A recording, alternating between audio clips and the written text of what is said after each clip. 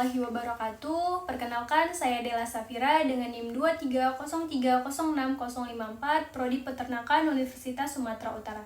Sini saya akan memaparkan materi tugas tentang proses pencernaan lipid dan metabolismenya di dalam rumen retikulum yang mencakup 3 proses, yaitu lipolisis, biohidrogenasi, dan sintesis asam lemak oleh mikrobia rumen. Nah, di sini perlu kita ketahui lemak yang terdapat pada pakan ternak ruminansia itu merupakan lemak cair atau lemak yang berasal dari tanaman yang tersusun dari asam lemak tak jenuh. Nah, yang pertama di sini saya akan menjelaskan tentang proses lipolisis, yang dimana ini merupakan proses pemecahan lipid menjadi komponen-komponen dasar seperti asam lemak bebas dan gliserol, di mana ikatan trigliserida, glikolipida, dan fosfolipida ini akan terputus. Nah, ini dilakukan oleh bakteri rumen. Lalu bakteri rumen yang menghidrolisis lemak itu akan mengeluarkan enzim lipase, galaktosa, dan fosfolipid.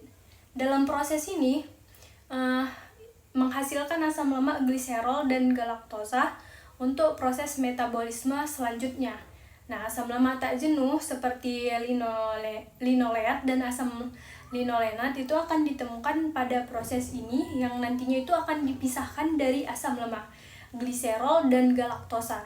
Nah, jika nantinya sudah terpisahkan, asam lemak pun itu akan diubah menjadi VFA atau volatile fatty acid atau asam lemak terbang yang kemudian digunakan untuk membentuk sel mikroba rumen. Nah, yang kedua yaitu proses biohidrogenasi, yang dimana ini terjadi pada asam lemak tak jenuh yang dihasilkan dari proses hidrolisis dalam rumen. Kemudian ikatan cis diisomerisasi menjadi bentuk trans dalam isomerisasi ini akan menyebabkan pengurangan asam lemak tak jenuh, yang kemudian asam lemak tak jenuh ini akan menjadi asam lemak jenuh, serta proses konjugasi pada asam lemak tak jenuh yang dalam ikatannya lebih dari 2 rangkap itu akan membentuk asam lemak konjugasi seperti CLA.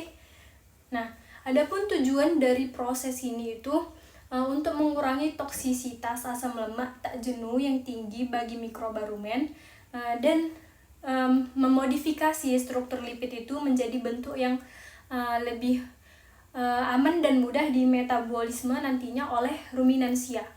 Nah, yang ketiga yaitu ada sintesis asam lemak oleh mikroba rumen.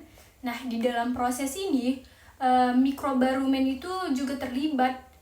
Nah, yang terlibatnya ini bersumber dari karbon yang tersedia seperti glukosa, propionat, dan asetat. Dalam proses ini, bakteri rumen untuk mensintesis asam lemak rantai panjang itu dapat digunakan oleh ruminansia untuk berbagai keperluan metabolismenya. Nah, lalu proses penyerapan lemak itu terjadi di pasca rumen, dan sebagian besar lemak pada ruminansia itu nantinya akan masuk dan akan diserap di dalam duodenum dalam bentuk asam lemak bebas yang mengandung asam lemak tinggi, yang kemudian asam lemak rantai pendek yang terhidrolisis itu nantinya akan diserap oleh dinding rumen, dan asam lemak rantai panjangnya itu nanti akan masuk ke dalam epitelium dan usus halus. Lalu di usus halus ini nanti lemak itu akan disintesis menjadi gliserida dan asam lemak oleh lipase.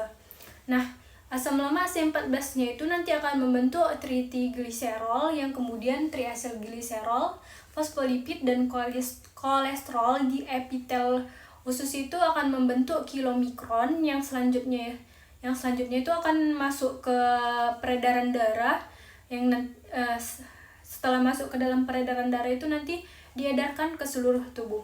Nah, sekianlah video pemaparan materi yang dapat saya sampaikan. Kurang lebihnya saya mohon maaf. Saya sudahi. Taufik wal hidayah. Wassalamualaikum warahmatullahi wabarakatuh.